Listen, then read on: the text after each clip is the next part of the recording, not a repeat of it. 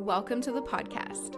This show is entirely dedicated to the wisdom and the stories of people embracing their true and extraordinary nature, of overcoming, breaking through limits, tapping into universal wisdom, and hopefully inspiring you to do the same. Welcome back to Being Extraordinary for season 3. We took a little break there over the holidays, and I hope everyone enjoyed time with their family, had the rest, all the good food, everything amazing. So I am super excited to be back. We're kicking it off with a bang with Jessica Pachula, who has a incredible story. The thing I admire most about her is can-do attitude. I see that she's so motivated, she's so driven, and she just takes challenges and she makes it look easy. I know that's not always the case, but that's certainly how she makes it feel. So she's an inspiration to us all as we kick off a new year. Okay, welcome back to Being Extraordinary, everyone. I have a guest today, and I'm really excited about this, because we're also friends. So it's easier for me when I'm talking to a friend. So it'll be like having coffee with a girlfriend. And today I'm really excited to share this story because I've got to witness it a little bit, but also it's this beautiful journey of really recovering inspiration and light in our true selves after coming from this really dark place. And I think you said that you consider it an abusive relationship, feeling really stuck, really trapped. So today we have Jessica Pachula, who is, in my opinion, someone who's so filled with joy, so filled with strength. You're so motivated. You're a mom, you're a business owner, you're creative, you're a fitness instructor, and now an author, which is just incredible. I can't wait to talk about that journey. And I can't wait for you to share your whole story of being able to come back from feeling really hopeless and finding that inspiration. So I'm so honored to have you. Welcome to the podcast. And I would love for you to tell us, where your journey kind of really begins. Thank you so much. That was such a sweet little intro. Okay. Hi. Oh, I'm so excited to be here. Thanks for having me on your show. I'm so excited. So, I guess where my story begins. I was in an abusive relationship and I started going to spin classes. And this opened my mind up to just a whole different community of people, a whole different way to push my body. That was scary but fun. And then the owner of the spin studio put out a call for auditions to be an instructor. And I thought I would give that a shot because I was just loving the environment and the atmosphere and the community so much, which I didn't have at that time, especially being in an abusive relationship. I ran a daycare out of my house. So I was at home all the time. So, auditioned to be a spin instructor. I was accepted to be a spin instructor, but then teaching those classes was again terrifying. There were times that I was driving down to the studio and almost bawling my eyes out, feeling sick to my stomach, and I wanted to turn around and go home. But we kept doing it. We showed up. We did the damn thing. We just kept being scared and doing it anyways. And then COVID happened and everything shut down. My daycare was shut down. Spin was shut down. And I feel like that was the time that I really actually spent focused on myself. It was the only time that it kind of gave me the freedom to do that because everything else slowed down. So it was okay, focus on yourself now. What do you actually really want out of life? Because I was starting to notice that I was so not happy. I would be so happy at the studio teaching a class after I got over those nerves. I found my place and I found my belonging there. And I remember driving home from the studio and just feeling a weight come over me. And I was okay, something needs to change because this is it. I can't go from being so happy, such a high to such a low when I'm coming home. That's not how home should feel. So that's when I reached out to you because I was I have so many questions about what I should even be doing with my life. And I still have the notebook that we did after our first recording and just the questions that I had in there, what am I doing? What is happening? I remember asking you, is this guy going to ever be the person that I feel like I need? Is he ever going to change? And I remember you were well, Jessica, that's not how it works. We can't just ask straight up questions and get answers. It's a very, very abstract thing. But then by the end of your reading, you were okay, this is kind of crazy. But they're essentially saying he will never be your Prince Charming. That is a line that will that sits in my head. Like, it's your voice sitting in my ears all the time that, like, "You will never be my Prince Charming," and that was just, like, that was it. I was like, "Okay, things have to change." And, like, I couldn't tell anyone because of the situation that I was in. I needed to keep that bubble very, very small, so it was, like, a very, very, like, isolated process of, "Okay, now how do I do this? How do I leave this relationship that has had me feeling stuck for so long?" So that was scary too. So I feel like Oh just my God. everything has just been exercising my fear muscles and just, like, working on that too. And you're such a well, I mean, you're an author, so of course you're a good storyteller. But I was like 1 second into your story, I was like, I'm never gonna make it. Right. And just for reference, so I do interview Des on like I think it's like an earlier episode. I don't remember the name of it. So Des is the owner of the spin studio. And it's just like I feel some parallels to it, you know, like it's such a great community. Like I Mhm. can't get over the magic that happens there. And I think I told this to her in the episode, but I was like, I made big decisions in that spin room. I was still working at a job that I hated. And I felt like if I could make it through this really, really hard spin class, it was me proving to myself that I had enough strength to quit my job and do this career. So, like, what a magical, like, shout out to Des for creating this incredible place where transformation happens not just at that physical level, but mental, spiritual, emotional. It's so So true. Yeah. You really amazing. you really realize how strong, like, you are mentally when you push, like, your physical limits like that. But not only, like, push your physical limits, but then are celebrated for that and like, "Oh, I'm getting goosebumps right now." Like, just, like, to be cheered on in that kind of way. Like, I remember one of the instructors, like, she had told me or not told me, but, like, told the class that, like, "You are worth it. You are worth it." And I just started crying because I was like, "I haven't felt worth anything in so long." Like, and you are who's telling me this. So it was like it was those women and, like, those that community and those instructors and those people and those riders that are riding beside you, like, those were the people. Like, I always say I didn't join the spin community for spin or for exercise. Like, it is for the community. It is for the people that Mhm. have made that space what it is. Like, it's just yeah, it's pure magic. Amazing. And how does it like, when you say that, you know, I've this is how we met. We met through the reading, but then also I've gone to a lot of your spin classes. And so how does it feel to, like, come through that full circle moment where that's where you felt worth it and you felt inspired, but now you get to pay that forward to the people in your class? Because I feel that way about you. Like, I love what you Oh my say god. on the bike, and I'm just like, "It's so amazing." Honestly, like, I can't wrap my head around it sometimes. Like, it feels like I don't even believe it, you know? Like, it's like, I don't know, it's a completely, like, out of body experience that I get So to cool. be this person and do this for people. I agree. This when you used to go to spin, this is just a curiosity. Did you used to go at 6 AM? Was that the time that you would embark on spin? Yeah. Yes, And I feel always like there's some also because sorry. that was, like, the only time that I could because, like, I was not in a great relationship, but he would be sleeping at home with the kids, so that was the only time that I could actually leave. I couldn't leave in the evening and expect him to take care of the kids, or I didn't have help, so that was the only time that I could, like, not really, like, sneak away, but, like, get in that time Mhm. for myself. That's wild. And I feel like there's a secret of, like, the 6 AM spin, and this is my only theory because I have been to other times, but I just prefer 6 AM. But I think, like, your conscious mind is still kind of, like, sleeping, like, you're just kinda there, so everything that happens in that room just goes right into the subconscious, and you're like, "I Yeah, am worth it. I am doing this," and you, like, believe it so much more because your, like, human self is half asleep, so all you got is totally. subconscious, so that's very cool. Something so magical about, like, starting the day really putting yourself as number 1, because we don't do that. We don't do that at all throughout our days, majority No. of us anyways. Like, we show up for our job, we show up for our family, we show up for our kids, we show up for everything else on the to-do list, and then maybe if we have enough time, we'll do something for ourselves. But, like, when you start the day with that, that's, like, the intention that you set for everything else that comes into you, right? It's just like, "Okay, I've already given myself what I deserve. Like, I'm not gonna take your bullshit."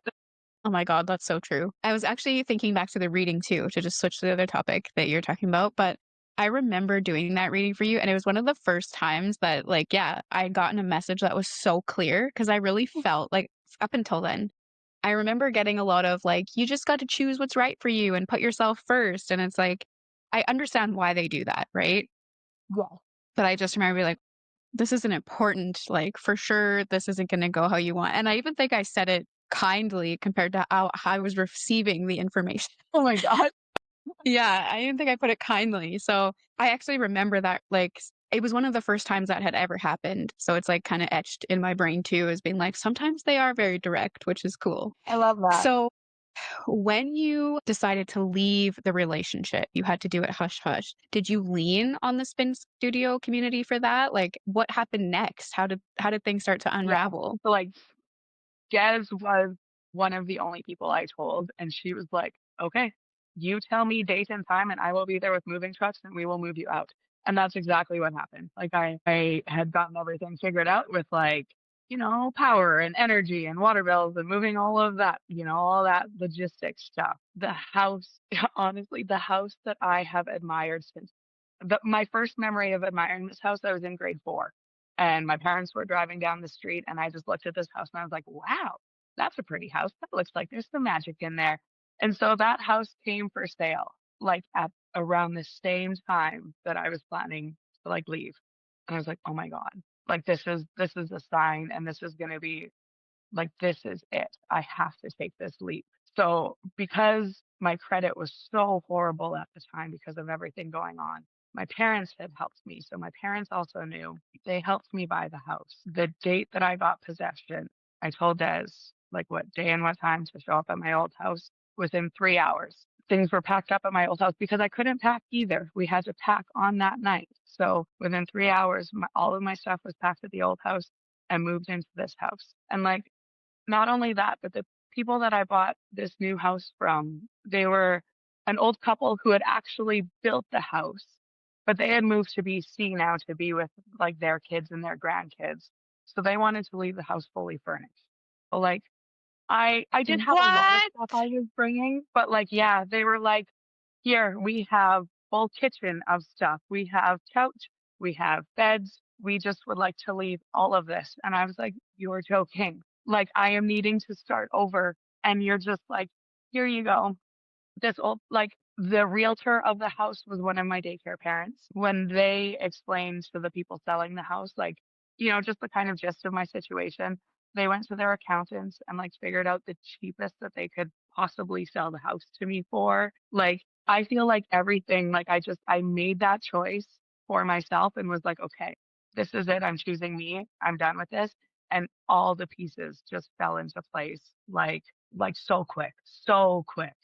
This is my favorite type of event to capture because, like, that's how I always observe certain things. People don't always notice it in their own lives, but it feels like the universe is constantly, its only goal in life is to conspire in your favor. And we Oh, are the roadblock. We are the roadblock. And then it feels like as soon as you choose yourself, whatever that means, the red carpet that it has been dying to roll out for you just like unravels. And it's like we were just waiting for you to decide to walk this path and then it all rolls out. Like, not that everything's perfect every day afterwards, but but yeah.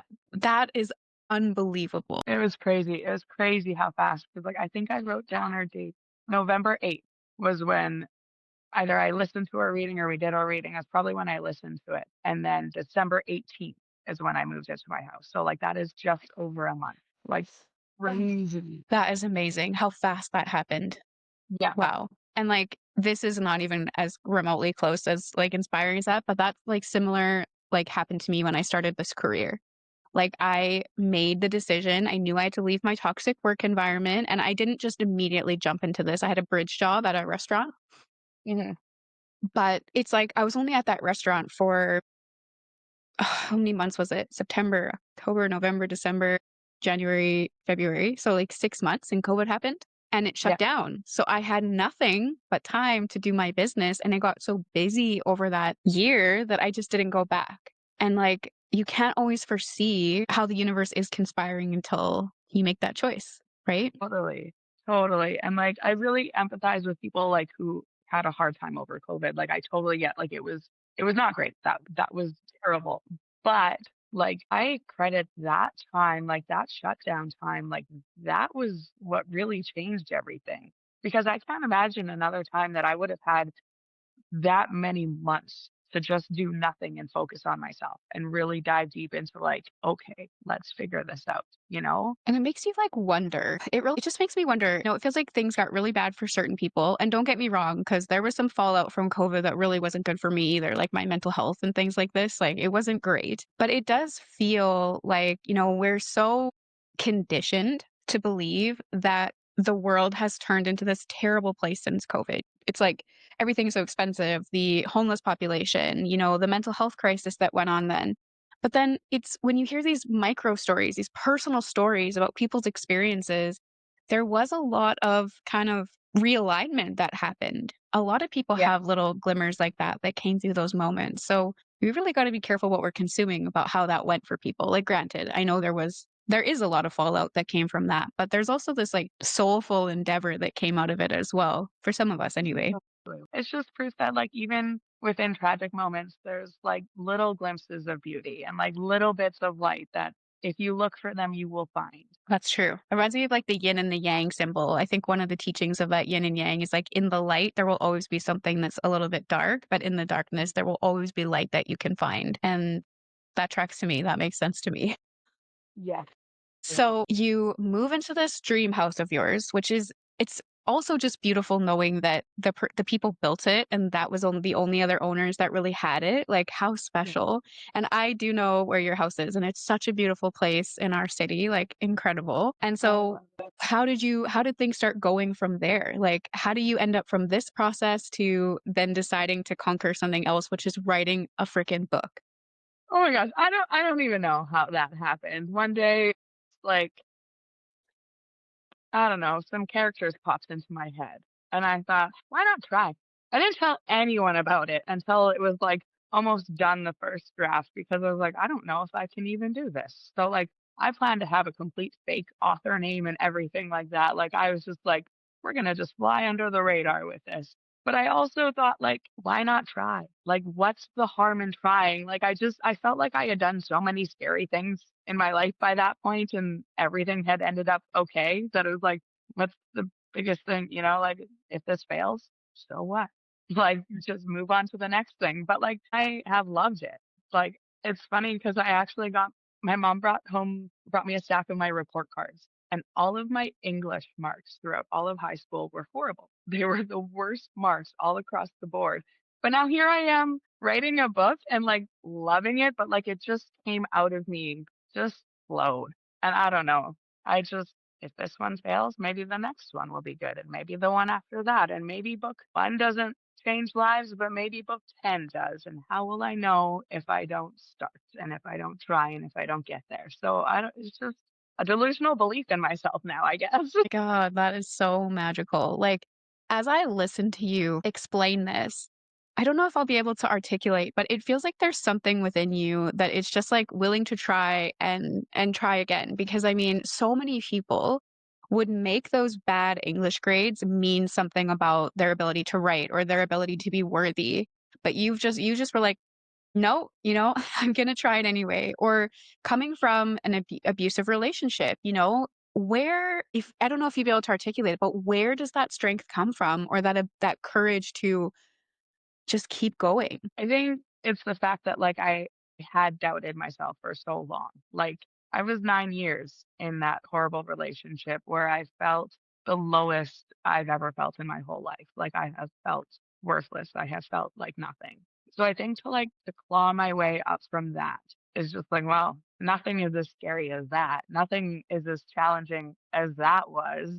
So everything else is just gonna be we figure it out as we go. That's very cool. And I think too, like, I'm thinking kind of parallels in my life just to, imagine the feeling. And it's kind of like, well, we see what doesn't grow from feeling low about ourselves. And then it's like you see these little glimmers that start to appear as we do start to treat ourselves better. And nothing is more confirmation that that's the pathway in life than when you take a chance and you see it work out. Yeah. And I really like that you say, like, maybe book 1 isn't gonna change the world, but what if book 10 does? Like, I love how you aren't letting your worth be defined on one circumstance or one situation. You just like, "I doing it because I love it, and I'm gonna keep doing it." Absolutely. I think a good parallel for that too is like the spin classes. Like obviously the first spin class that I taught was not great. It, it probably did the things, but like it wouldn't have been what it is now, like 5 years, 6 years later of teaching spin. So like now I know that like I have connected with people and like I've made meaningful change, like and helped people make meaningful change in their lives. But like I didn't just get there right off the start. So, like, I know that, like, book 1 might be trash, but, like, who knows what will come after that? I don't know. Wow. That's such a great attitude. And like, I just am hearing you say this and I'm like, wow, I know so many people are going to benefit from hearing this because when I work with certain clients or certain experiences, it's exactly what you're overcoming becomes like where they can't move past is that, feeling of like, well, what if this happens and it means something about me? Or what if it's not perfect? And it's like, well, of course it's not going to be perfect the first time. Like, your first spin class, like, come on. That's very No, cool. And I'm curious to know, you're a busy human. I think you're a busy human. You're a business owner, you're a spin instructor, you're a parent, and you're also a creative. Jess also crochets, right? yeah. Crochets. You're an avid book lover. Like how does one find time to even find inspiration? Like where did It's that so come funny. from? People tell me that all the time. They're like, "Oh my god, you're so busy." Like, I feel like I do nothing. Like, I feel like I have a whole bunch of, like, grandma hobbies. Like, yeah, I love to crochet, but, like, I will crochet while my daycare kids are playing around, and they'll come up and be like, "Oh, Jessica, what are you making?" Right? So, like, So cute. I integrate it into everything. I mean, I wake up early for my morning spin classes, so, like, I my alarm goes off at 4:15 every morning. So, like, that's my writing time, that's my reading time, that's, everything like that. Nap times are really great for writing times too, but, like, I don't know, I find that all of my hobbies are so chill. They're just like, I just love the grandma hobbies. So I don't feel busy. And people tell me all the Mhm. time that I'm busy, but, like, I don't feel that Do you at think it all. has anything to do with the fact that you've ended up creating a life that is filled with things that you actually enjoy doing? Like, do you enjoy your daycare kids and having a daycare? Like, maybe things don't feel busy if you just like what you're doing. Absolutely. I do think that has a huge, like, effect on it too. Like, I mean, do I get burnt out from my daycare sometimes because it's a lot of work? Absolutely. Like, I go through, the peaks and the valleys of, like, sometimes I really love my job and sometimes it's like, "Oh, can I just write books all day long?" But, like, I love being able to do different things because I don't think I could actually sit at a desk all day long and write a Mhm. story either. Like, I need the different things to do, but, like, I do think it is the fact that I love everything that I do, that I'm so passionate about the life that I've built and the way that I show up to it. And it does also help, like, I have run my daycare for 10 years now. It was 10 years in September. So, like, at the start, it was very small. Then we moved to another house where it was still all main level, and then when I moved into this house, it was still like because my brother was living with me initially at first, so he was in the basement. So the daycare was still all, like, main level within my living space, but as of the last 2 years, my brother has moved out, and I've moved my daycare down into the basement suite of my house. So I have separation between, like, my space and my home living and my work. And I feel like that is what has made a really, really big difference is having that, like, work and home life separation. And that is another thing that, like, I dreamed of. Like, when I was still working at a daycare center 15 years ago. I was not happy. It was like 50 kids, 10 staff. Like it was just a lot. It was a lot of work. It's a lot of crazy. There's no time to actually connect with kids and like do your Mhm. job, right? So I was even dreaming then like, wow, I would love a house with a basement suite so that I can run my own daycare out of it. Like that would be the goal. So to be here now, like, I wish I could talk to myself 15 years ago and be like, "Hey, just keep going because you're gonna get there. Like, it's coming. Just wait, it's coming." So, like, I think of those times too of, like, 15 years ago, I only dreamed of having the daycare space that I do now. What is coming in the next 15 years? Like, I've just wrote my book.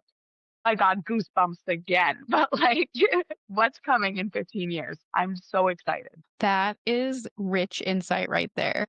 I mean, just to have a vision and when 15 years ago, when you were in that setting at the daycare, like, did this vision of your career feel so impossible to imagine? So impossible. Like, I thought I would have to, like, make a whole bunch of money first and then buy a house and then design a house that would have a basement suite or, like something would just like that was so far out of the realm of possibility for me that it was just a pipe dream at that point. So now I feel like Mm. every little dream I have is just like, let's see where this one goes now. And if you like, again, like I said, that is just rich insight because I think a lot of people don't even continue to like hold the vision of what else is possible because that one thing just feels so far away. So if Yeah. you were to give insight and say, like, what were the things that kept you going? Because it doesn't feel like it was controlling or forcing or pushing something to move forward, which I think is what a lot of people, including myself, imagine dreams coming true by like suffering through everything. What would you say were some of the tools or the insights or the mindsets that help create that? When it comes to my daycare, like that little dream being 15 years ago, I don't know because like that was a thought in my head, but not even something that like I worked towards.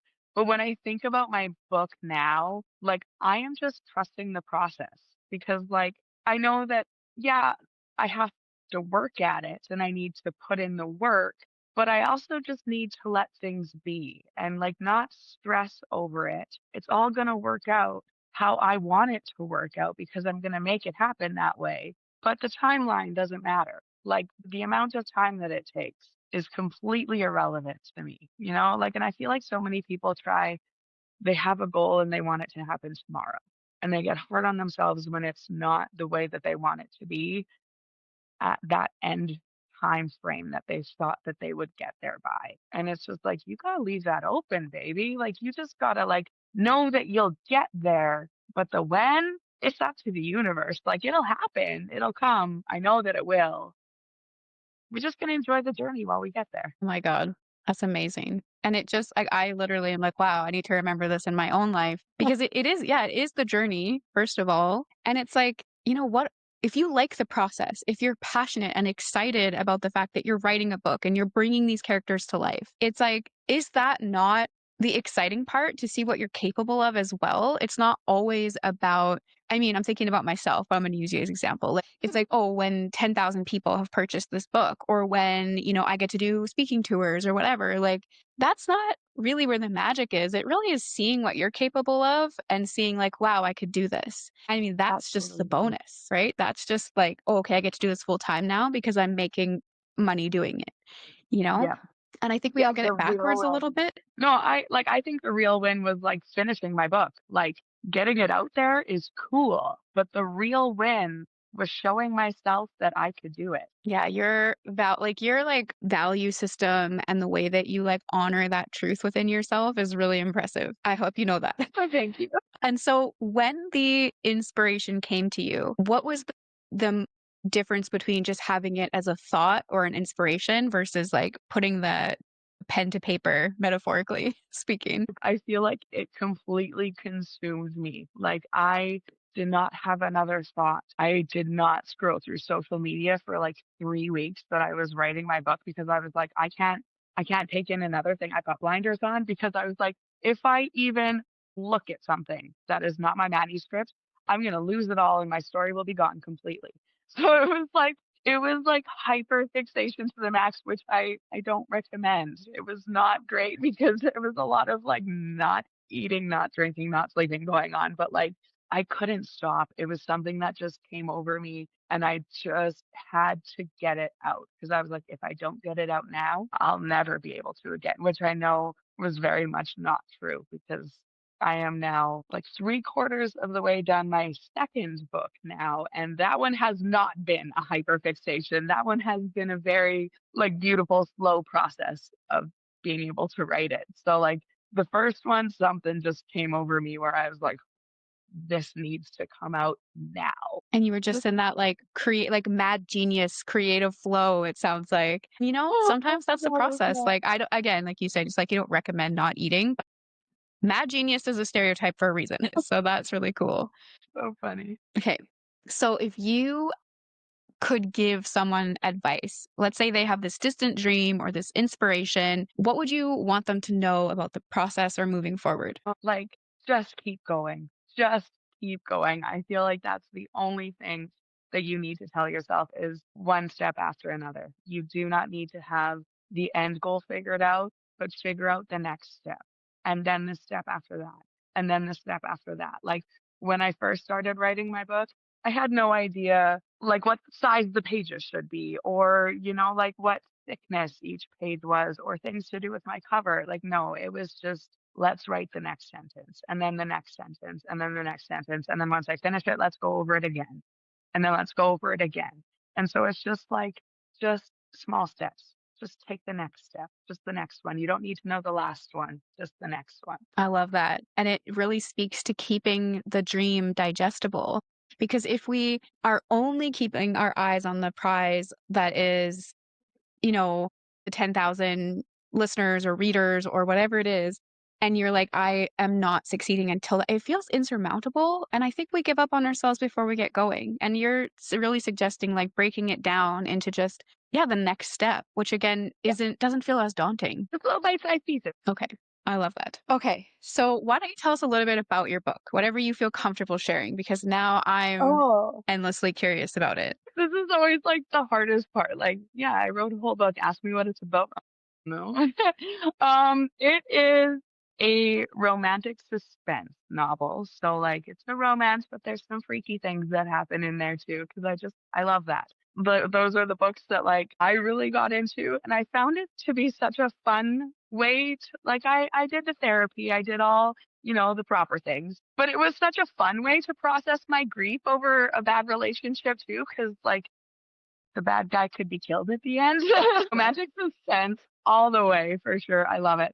And it's actually based in Love, Saskatchewan. So like it just like popped into my head one day and I was like, hey, you can't tell me that we have a place that's called Love and there's not a romance novel written about it. So like I Googled, I was like, no, there's not. Okay, I'm gonna do it. I mean, the love in my book is very much fictional compared to the love that is real. But I mean, it's just like such a sweet little setting. Saskatchewan prairies, found family elements. So like our main character Stella, she's running away from an abusive relationship and she finds herself in love. And she finds herself at Grandma Trixie's bed and breakfast. And then she falls in love with Calvin and then befriends his sister and her friend. And just like the friendship and the community that helps her find herself and helps her grow and then ultimately help save her life, right? Is Hmm. just absolutely incredible. And I love it. It's so fun, So so you can't sweet. deny that there are some loose parallels, loose inspiration from your own experience.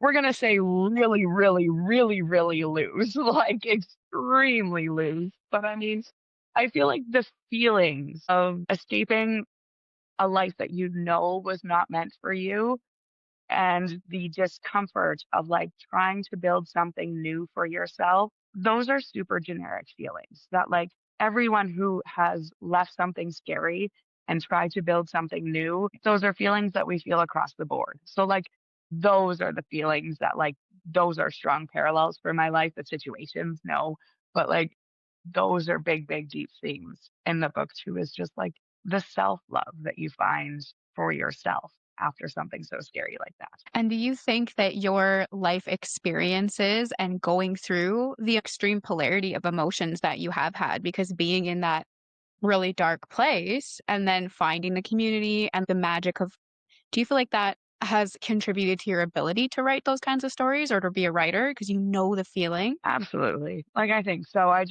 I dive deep into that and feel that. And I know that like writing my book was such a cathartic experience for me too. Like, there were things and feelings that I thought I had worked through until like I started to get them out on a paper. And it was like, whoa, what am I still feeling in this situation too? So, like, it's really cool. I feel like books and stories, whether you're reading them or writing them, they can like make you feel seen and make you like have you learn things about yourself too, whether they're fictional stories or personal development. Like I love them both. and can find value in both of them, like, I don't know, I just love it. And I know that you're still right in the thick of your magical journey, and we can't always see where everything's gonna take us, but it just feels like there's probably already a glimmer of realizing that everything in life needs to happen just the way that it did to lead you exactly where you were meant to be. The house, the ability to write these characters with these dramatic situations, and this the feeling of finding themselves again. You're gonna weave that into some of your own purpose, right? You already do Yeah. with the spin studio. That is just magical. Thank you. I love it. I have loved this journey so much. And yeah, everything happens for a reason. And I know that it has all got me to where exactly I am meant to be. And I just feel so, I don't know, so happy and at peace. And We're it's been good. so fun to, like, to watch that. I just have, like, seen more joy and more confidence and more wisdom and more, like, inspiration, and it's in you, and it's just so inspiring because I think all of us at different times on our journey can really feel, and I'm speaking about myself, where you, like, are grinding at something or you're pushing something, and then you just need one of those other people to be like, "Okay, like, no, it's possible, you got this." Like, the people who are walking that path and being inspiring and being leaders, and it's just the refresher that I think we all need from time to time. So, Yeah. thank you for doing what you're doing. Thank you. My story.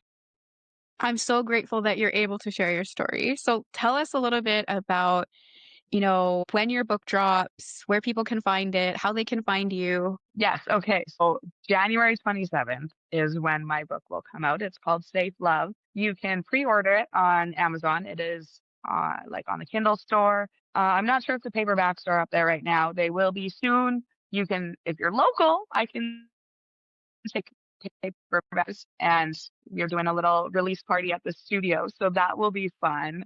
But I can also Oh, ship them cool. out and whatever. So we can figure that out. When's the release party? I have to go and find this information on your page, but when's the release party? It'll be on January 25th, so it's actually before the release date. So everyone who comes to release party and orders the book for that, you'll get the copy early. So that will be fun and exciting. And Oh, you can that is find me on exciting. Instagram. I'm author Jessica Petula. You can find me there and come see what's going on with all the books.